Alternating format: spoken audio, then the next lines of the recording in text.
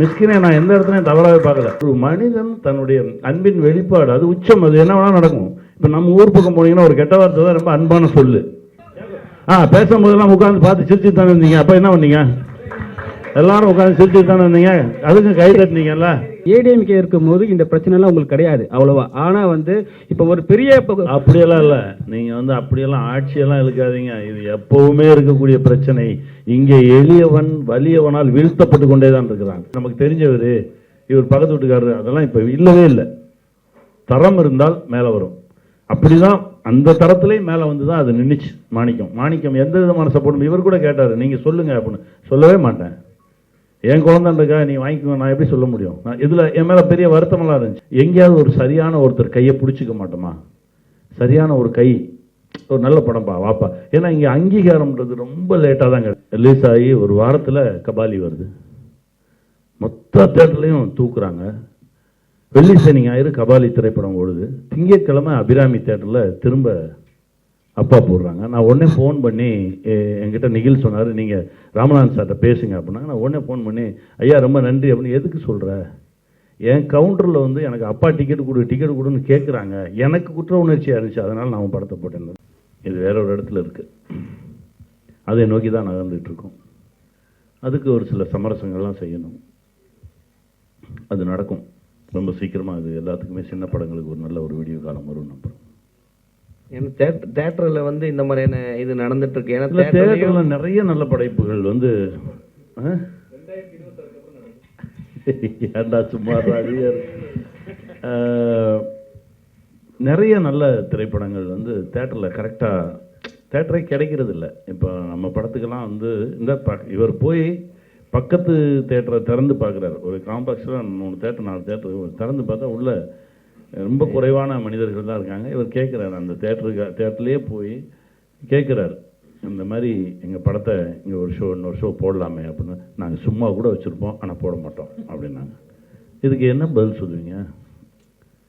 அப்படியே தான் நான் அமைதியாக என்கிட்ட சொன்னார், நீங்கள் பேசுங்க. ஏன் நான் பேசினாலும் அதுதான் சொல்லுவாங்க. நீங்கள் பேசும்போது கொஞ்சம் சீரியஸாக சொல்லியிருப்பாங்க, நான் பேசினா சிரிச்சுக்கிட்டே சொல்லுவாங்க. பதில் அதே பதில் தான். இதுதான் உண்மை. உண்மையை எப்போவுமே நம்ம ஒத்துக்கணும். நான் அது மட்டும்தான் சொல்லிக்கிட்டே இருப்பேன். ஏன்னா இவர் ஒவ்வொரு வாட்டி என்னை கூப்பிடும்போது எனக்கு ஒரு சின்ன குற்ற உணர்ச்சி இருந்துக்கிட்டே இருந்துச்சு. என்னடா இவர் கூப்பிட்றாரு, ஆனால் நம்ம நினச்ச தளத்தை தேட்டரிக்கெல்லாம் அந்த படம் தொடலையே அப்படின்னு சொல்லி எனக்கு ஒரு உறுத்திக்கிட்டே இருந்துச்சு. ஏன்னா இது உலகம் பூரா போகும், உலக மக்கள் பூரா பேசுவாங்க. மொழி தெரியாமல் வேறு லாங்குவேஜ், அதாவது தமிழில் பார்த்துட்டு தெலுங்கில் ஒருத்தர் விமர்சனம் போட்டிருந்தார். இது ஏன் தெலுங்கில் வரல அப்படின்னு சொல்லி தெலுங்குலேயே ஃபுல் விமர்சனம் போட்டிருந்தார். அதை தமிழ் மொழியாக்கம் பண்ணியெல்லாம் எனக்கு அனுப்புவாங்க. இது நடக்கும்னு தெரியும். நான் என்ன சொன்னேன், இது 5 கோடி இல்லை 50 கோடி கூட பார்ப்பாங்க. இன்னொரு 15 நாள் கழிச்சு பார்த்தா 50 கோடி நிமிஷம் கூட போயிருக்கும். இது அதற்கு எல்லாவற்றுக்கும் தகுதியான ஒரு திரைப்படம், ரொம்ப அற்புதமான ஒரு திரைப்படம். இது நடக்கும். ஆனால் தேட்டரிக்கலாக இது நம்ம நினச்ச மாதிரி ஒரு இடத்த தொடலை.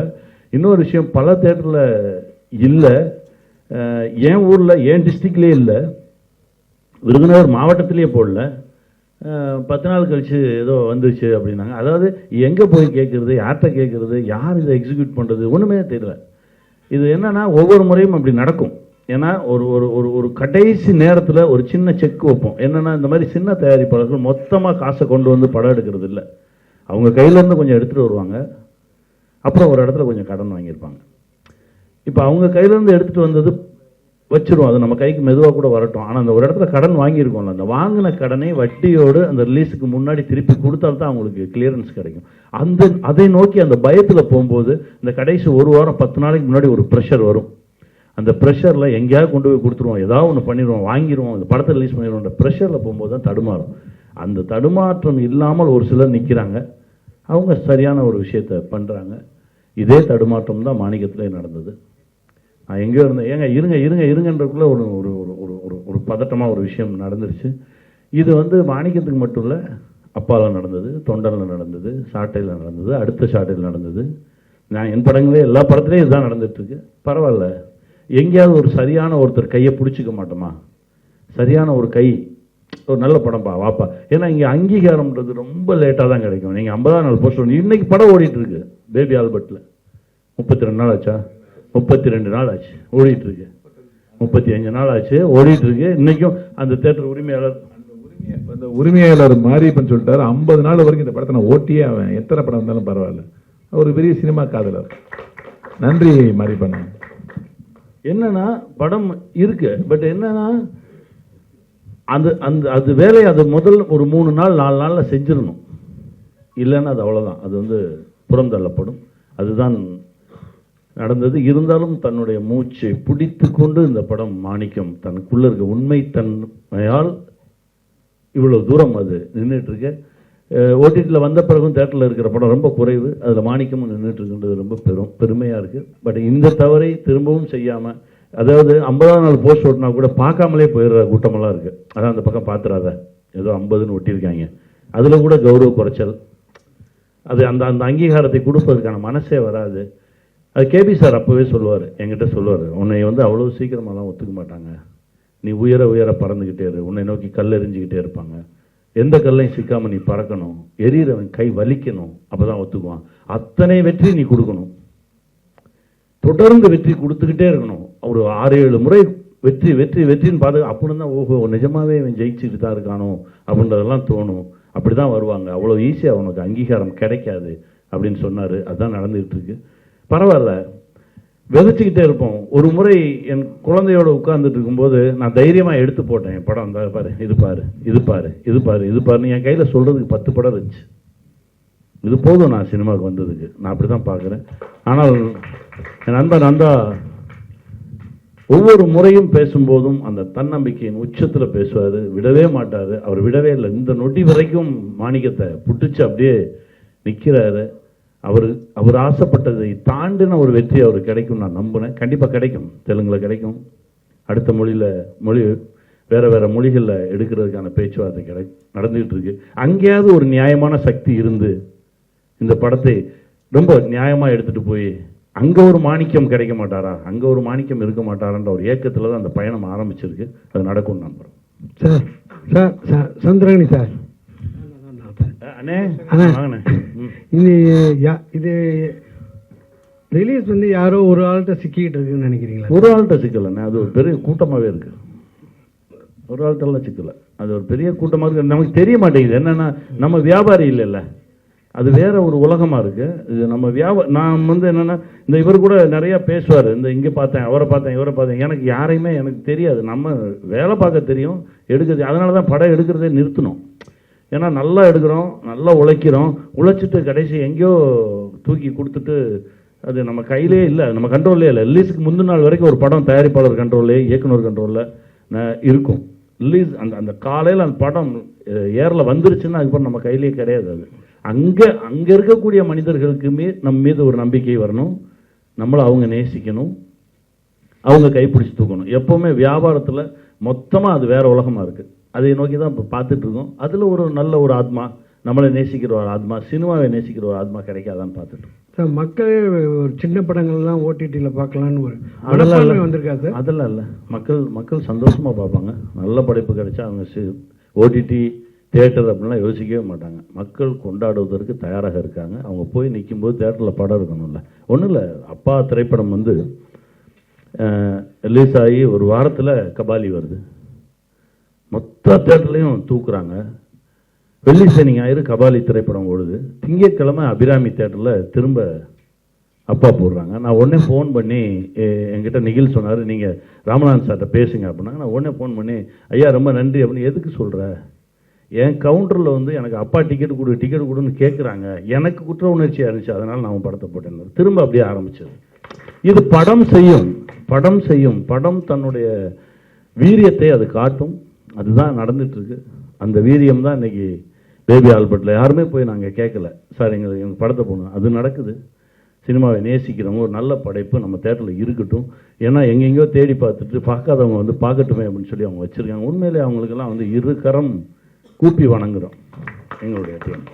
ஆனால் தொடர்ச்சியாக வந்து எல்லாம் சொல்கிறாங்க, ஏதாவது ஒரு பிரச்சனை டேரக்டர் யூனியன் போகணுன்றாங்க, டேரக்டர் யூனியன் போனால் ப்ரொடியூசர் கவுன்சில் போகணுன்றாங்க, ப்ரொடியூசர் கவுன்சில் போனால் தேட்டர் யூனியன் போகணும்னு சொல்கிறாங்க. ஆனால் எங்கேயுமே யாருக்குமே தீர்வு கிடைக்க மாட்டேங்குது. அது ஏதாவது சொல்யூஷன் கிடைக்குமா? ஏன்னா அண்ணன் இப்போ சவுந்தர் சொன்னார் 2026 தான் சொல்யூஷன் கிடைக்கணுன்னாரு.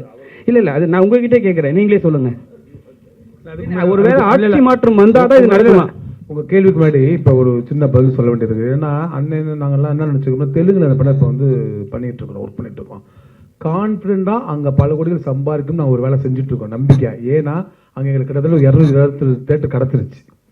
அங்கே ஒரு சிஸ்டம் வச்சுருக்கிறாங்க, என்னென்னா பெரிய படம் வரப்போ சின்ன படங்கள் வராது, சின்ன படம் வரப்போ பெரிய படம் வச்சுருக்கிறாங்க.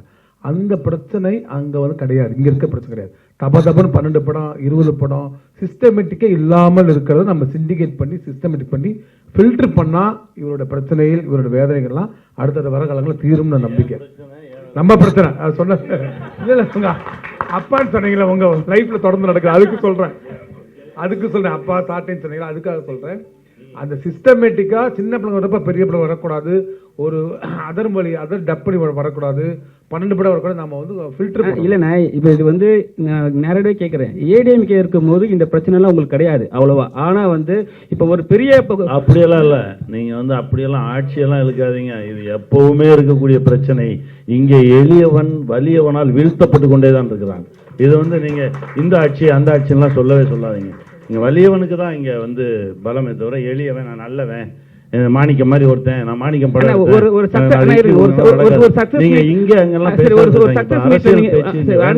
சக்சஸ் மீட்ல வந்து நல்லா கேட்டாங்க. ஒரு சக்சஸ் மீட்ல வந்து ஒரு டிஸ்ட்ரிபியூட்டர்லாம் ஏறி எல்லாருக்குமே வந்து சொல்றாங்க இது நல்ல படம் வாழ்த்துக்கள். அவங்க படம் அந்த டிஸ்ட்ரிபியூட்டர் சொல்றாங்க இவ்வளவு வந்து கலெக்ட் பண்ணிருக்குன்ட்டு. ஆனா நீங்க சொன்னீங்க ஸ்டேஜ்ல எங்களுக்கு அது தெரியவே. நான் முலாம் பூசாம பேசணும்னு நினைச்சேங்க. எவ்வளவு நாள் தாங்க பொய்யாவே பேசுறது. இந்த வெந்தவனே சொன்னாரு, ஏங்க நீங்க என்னங்க இப்படி பேசிட்டீங்கன்னாரு. ஏங்க சும்மா போயிட்டு எவ்வளவு போய் தான் பேசுவீங்க. பேர் கிடைத்தது, பெருமை கிடைத்தது, இதை விட பெருமை யாருக்குமே கிடைக்காது. ஒரு பெரிய படம், ஒரு சூப்பர் ஸ்டார் நடிக்க வேண்டிய பெரிய படத்துக்கு எவ்வளவு பவர்ஃபுல்லான பேக்கிங் ஓடிடியில் கிடைச்சதோ அவ்வளவு கிடைச்சிருக்கு, அவ்வளவு சந்தோஷம்தான். ஆனால் இது என்ன செஞ்சிச்சு, இது எங்கே போச்சு, எங்கே மாட்டுச்சு இப்படின்னு ஒரு கேள்வி இருக்குல்ல. அது வந்து வேற வழியே இல்லை, இது மாட்ட தான் செய்யும். நான் தான் சொன்னேன், இவர் கூப்பிடும் போதெல்லாம் ஏங்க போங்கன்னு சொல்லி வேறு வழி இல்லாமல் இவருடைய அன்புக்கு கட்டுப்பட்டு தான் வந்து நிற்கிறேன். நான் அவனுக்கு தெரியும். ஏன்னா எனக்கு ரொம்ப உள்ள ஒரு பெரிய, ஏன்னா இப்போ அடுத்த சாட்டை பண்ணும்போதாவது கிளீனாக சொன்னாங்க 125 தேட்டர் இந்த இருக்குது தேட்டர் லிஸ்ட்டு, நீங்கள் கூட பேசிங்க நம்பரோட கொடுத்தாங்க. அந்த படமும் லாஸ்ட் தான் எனக்கு. பட் பரவாயில்ல, அந்த தேட்டர் நம்பரோட இருந்துச்சு. நான் பேசினேன், என் காலையில் வந்துச்சேன் படம் மழைண்ணே பயங்கர மழை, இந்த நம்ம ஏரியாலே பெரிய மழை, நம்ம தஞ்சாவூர் டிஸ்ட்ரிக்ட்லலாம் பெரிய மழைண்ணே, ஒன்றும் பண்ண முடியல, ஃபர்ஸ்ட் டே யாருமே வரல, பரவாயில்லண்ணே அப்படின்னாவது இருந்துச்சுல. ஏதோ ஒரு காரணம் இருக்கணும்ல. நீ எங்கே இருக்கீங்கன்னே தெரியாமல் சுற்றுறது இருக்கு பாருங்க, அதுதான் பெருஞ்சுத்து. மாணிக்கத்துக்கு முலாம் பூச முடியாதுண்ணே. இன்னொன்று இப்போ வந்து டிஜிட்டல் மயமான ஒரு நேரத்தில் இது ரவியன்னு சொல்லலாம், நீங்கள் சொல்லலாம், நந்தா பேசம் சொல்லலாம், யாருனாலும் சொல்லலாம். ஒரு காலத்தில் பார்த்தீங்கன்னா படம் வந்ததுன்னா நேரடியாக தேட்டரில் போய் பேசலாம், டிஸ்ட்ரிபியூட்டர் கிட்ட வச்சு அவங்க பேசலாம். ஆனால் இப்போ டிஜிட்டல் மயம் வந்ததுக்கு பிறகு இப்போ டிஜிட்டல் மயத்துக்கு காசு கட்டணே சுற்றிட்டு இருக்காங்க. நிறைய படங்கள் அப்படியே தேக்கத்தில் நிற்கிது, பல படங்கள் 1600 படங்கள். ஸோ ஒருவேளை இந்த டிஜிட்டல் மயம் இல்லாமல் இருந்தா இந்த படங்கள் ரிலீஸ் ஆகிறதுக்கான வாய்ப்புகள் இருக்குமா? ஓடிடி தளங்கள்லாம் வராமல் இருந்தா அது எப்பயுமே சினிமா பின்னோக்கி போகாது, பரிணாம வளர்ச்சியில பார்வேட் தான், கியூப்னு ஒரு இதை வச்சிடறாங்க. அதுக்கே நம்ம வந்து ஒரு 10 தேட்டர்னு வைங்களேன், ஒரு தேட்டருக்கு 2 லட்சம் வச்சா கூட வந்துருமே உங்களுக்கு 20 லட்சம் ரூபா. அது பிரிண்ட்டுக்கு போற காசு தான், அதெல்லாம் ஒன்றும் இல்லை. வழக்கமாக பிரிண்ட்டுக்கு போற மாதிரி காசு. இப்போ இன்னொரு விஷயம் இல்லாமல் இருந்திருந்தால் இருக்குல்ல, நாளைக்கு இன்னொன்று புதுசாக வரும்ல, அதுதான் கூட தான் நம்ம ஃபைட் பண்ணணும். பின்னாடி அதுக்கு போய் ஆலோசிச்சு அது இருந்திருந்தாலும் நடந்திருந்தாலும் பேசுறது விஷயமே இல்லை தம்பி. இன்னைக்கு இது இருக்கு, நாளைக்கு இதை தாண்டி அட்வான்ஸாக வேற ஒன்று வரும். அதுக்கு என்ன பதில் செய்ய போறோம், அதுக்கு எப்படி நம்மளை தயார்படுத்திக்க போறோம். ஏன்னா இன்னைக்கு ஓடிடி தளங்கள்ல ஓடிடி தான் காப்பாத்துச்சு. ஓடிடி வந்ததுனால தான் காப்பாற்றப்பட்டுச்சு. ஆனா ஓடிடி தான் இன்னைக்கு கொஞ்சம் அழிச்சுக்கிட்டு இருக்குன்னு அதெல்லாம் இல்லவே இல்லை. ஓடிடி தான் மாணிக்க மாதிரி படங்கள் எல்லாம் காப்பாத்துது. இல்ல சார், மாணிக்கத்துல அவங்களுக்கு புரிஞ்சுக்கணும், அதெல்லாம் கிடையாது. சமுத்திரக்கனி இருக்கான்றதுக்காக இது நடக்கவே இல்லை. முதல்ல அது புரிஞ்சுங்க. அப்படியெல்லாம் கிடையாது. நல்ல படைப்புகள். நான் ஆகால வேலை பார்த்தேன். ஆகால நான் ஒரு 1 இயர் ஒர்க் பண்ணும்போது அவ்வளவு நல்ல படைப்புகளை நாங்கள் வந்து உள்ளே கொண்டு வந்துருக்கோம். அதனால நல்ல விஷயமாக இருந்தால் அது என்னென்னா ஒரு 5 டீம் உட்காந்து பார்ப்பாங்க. இப்போ நம்ம நார்மலாக படம் பண்ணுற மாதிரி எல்லாம் படக்குன்னு என்ன ஒருத்தர் பார்த்து முடிவு எடுக்கிறது கிடையாது. ஓடிடியில் இப்போ வந்து ஒருத்தர் பார்க்குறாரு அப்படின்னா அவர் பார்த்து அவருடைய உயர் அதிகாரிகள் அவங்க பார்க்கணும். எல்லாருடைய கருத்தும் ஒத்த கருத்தாக இருந்தால் மட்டும்தான் அது மேலே வரும். இது வந்து இவர் நமக்கு தெரிஞ்சவர், இவர் பக்கத்து வீட்டுக்காரர், அதெல்லாம் இப்போ இல்லவே இல்லை. தரம் இருந்தால் மேலே வரும். அப்படிதான் அந்த தரத்துலேயும் மேலே வந்து தான் அது நின்றுச்சு. மாணிக்கம் எந்த விதமான சப்போர்ட் இவர் கூட கேட்டார், நீங்கள் சொல்லுங்கள் அப்படின்னு. சொல்லவே மாட்டேன், என் குழந்தைன்றக்கா நீ வாங்கிக்கோ, நான் எப்படி சொல்ல முடியும். இதில் என் மேலே பெரிய வருத்தமெல்லாம் இருந்துச்சு. ஆனால் அதுவாக அந்த ஒரு போஸ்டரை பார்த்து தான் அதுவாக தான் தன்னை நோக்கி இழுத்துது அவங்கள. அப்படி தான் நடந்துச்சு. டைரக்ட் சார் ஆக்சுவலாக லாட்ரி வந்து இங்கே இருக்கும் பொழுது பல குடும்பங்கள் அழிஞ்சிருச்சு அந்த லாட்ரி வரும்போது. அதனால தான் அதை வந்து அரசாங்கம் வந்து தடை பண்ணி அதை நம்ம இது பண்ணோம். ஆனால் வெளி மாநிலத்தில் இருக்குது. ஸோ அப்படி இருக்கிற டைமில் லாட்ரியை பற்றி ஒரு ப்ரொமோஷன் அதுலேருந்து கொண்டு வரணுன்ற நோக்கம். லாட்ரி கதை கிடையாதுங்க, நேர்மையான கதை. லாட்ரி வந்து டூல் தான், அது பேக் ட்ராப் தான், அது வந்து டூல் தான். அது இது நேர்மையான கதை, நேர்மையோட கதை இது. கேட்டீங்களா? அதுக்கு நான் பதில் சொல்றேன். பாருங்க, எல்லா படங்களும் ஓட்டிட்டு வாங்க மாட்டாங்க. நம்ம நண்பர் ஆர்யா சொன்னாரு, டார்லிங் தயவு செய்து ஓட்டிட்டு கேட்டாங்கன்னா எதுவுமே யோசிக்காம வித்துருங்க, உடனே கொடுத்துருங்க அப்படின்னாரு. தேட்டரில் கூட நம்ம வந்து தெரிஞ்சவங்க அவங்க தேட்டருக்காரங்க 10 பேர் தேட்டரில் கூட நம்ம படத்தை போடலாம். ஆனால் ஓடிடியில் முழு தகுதி 100% தகுதியான மட்டும்தான் அந்த படத்தை வாங்குவாங்க. கண்ணினா உங்ககிட்ட யூடியூப்ல ஒருத்தர் வந்து உங்க நண்பரை பேசினார்ன்றதுக்கே டென்ஷன் ஆகி நீங்க அறிக்கை விட்டீங்க. ஆமா, அமீர் அண்ணனை விட்டீங்க. இல்ல பேசினாருக்காகலாம் டென்ஷன் ஆகி விடல. ஒரு விஷயம் சொல்லட்டுமா? இப்போ என் தம்பி தான் எனக்கு மெசேஜ் பண்ணியிருக்கான், என் ஃபோனில் இருக்கு. கங்குவா ரிலீஸ்க்கு முன்னாடி என்ன மெசேஜ், கங்குவா ட்ரைலர், இது ஞானவேல் எனக்கு அனுப்பிச்சிருக்காரு. அது வேற.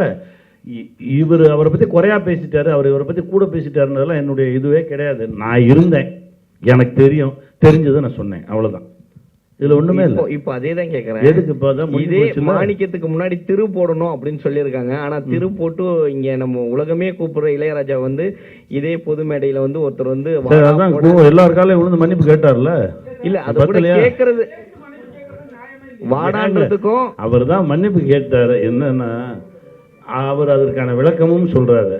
ஏன்னா அவர் ஒரு மாதிரியான ஒரு எமோஷனலான ஒரு எக்ஸென்ட்ரிக்கான கேடு. என்னையவே பார்த்தாலே ஒரு கெட்ட வார்த்தை சொல்லி அதுக்கப்புறம் வாடா சொல்லி அதுக்கப்புறம் சொல்லி என் முதுகில் 2 அடி அடிப்பான். அவன் வேற ஒரு எக்ஸ்ட்ரீம். அவன் அன்பின் உச்சத்தில் ஒரு சில விஷயங்கள் வெளிப்படுத்துறான். அதை வந்து நான் அப்படிதான் பார்த்தேனே தவிர மிஸ்கினை நான் எந்த இடத்துலையும் தவறாகவே பார்க்கல. பேசிட்டு வெளியே வரும்போது வெற்றிமாறன் சாரை இரவு மீட் பண்றேன். வெற்றிமாறன் சார் வந்துட்டு வெற்றிமாறன் சார் உட்காந்து போன்ல அவர்கிட்ட பேசினா என்ன பேசினான்னு எனக்கு தான் தெரியும். அப்படியே கான்கால் போட்டு அமீர் சார் என்ன பேசினான்னு எனக்கு தான் தெரியும். அதுக்கப்புறம் தான் இதெல்லாம் என்ன நடந்துச்சுன்னு. என்னன்னா ஒரு மனிதன் தன்னுடைய அன்பின் வெளிப்பாடு அது உச்சம். அது என்ன வேணா நடக்கும். இப்போ நம்ம ஊர் பக்கம் போனீங்கன்னா ஒரு கெட்ட வார்த்தை தான் ரொம்ப அன்பான சொல்லு. அதை நீங்க எல்லா இடத்துலையும் சொல்ல முடியாதுல்ல. ஆனா நாங்க 4 பேர் பேசும்போது சொல்லிக்குவோம். 4 பேர் பேசும்போது அது அவன் இன்னும் கொஞ்சம் மேல இருக்கான். அவன் அன்பு இன்னும் கொஞ்சம் அதிகமா இருக்குன்னு நினைச்சுங்க. அவன் அன்பு இன்னும் கொஞ்சம் அதிகமா இருக்கு. பொம்பளை பசங்க சரிங்க, ஏன் நம்ம யாருக்குமே தெரியாதா? அந்த மாதிரி வார்த்தையை நம்ம பயன்படுத்த மாட்டோமா? அவன் கொஞ்சம் எக்ஸ்டென்ட்ரிக்கா பேசினான்னு வச்சுங்க. ஏங்க மூளை கொஞ்சம் அதிகமா இருக்க பேசினா என்னங்க செய்வீங்க? நீங்க ஒரு வெளிப்பாடு வந்து செய்து தவறுனே ஒத்துக்க மாட்டீங்க. நான் ஒத்துக்க மாட்டேங்க. அப்போ பொது மேடையில வந்து எல்லாரும் தப்புன்னு கெட்ட வார்த்தையில பேசலாம். எல்லாரும் தப்புன்னு சொன்னதுக்கு அவர் மன்னிப்பு கேட்டாரு. இதுக்கு மேல என்ன செய்யணும்? உங்க 2 கரம் கூப்பி உங்க காலில் விழுந்து. ஏன்னா அவரை பத்தி புரிந்தவர்களுக்கு தெரியும் அவர் யாருன்னு. புரியாதவர்களுக்கு தான் அந்த மன்னிப்பு. சரியா வச்சுக்கோங்க அந்த மன்னிப்பை. எங்க அண்ணனுக்காக நானும் கூட உங்க காலை தொட்டு கூட மன்னிப்பு கேட்டுக்கிறேன். ஓகேவா? மன்னிச்சிருங்க, விட்டுருங்க.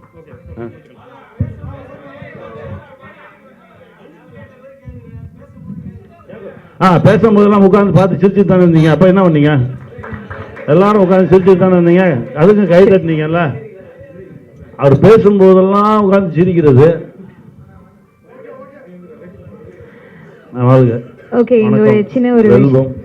நல்ல விஷயம். எல்லாத்தையும் பார்த்ததுல ரொம்ப பெரும் மகிழ்ச்சி, ரொம்ப சந்தோஷம். நன்றி சார், நன்றி, தேங்க்யூ.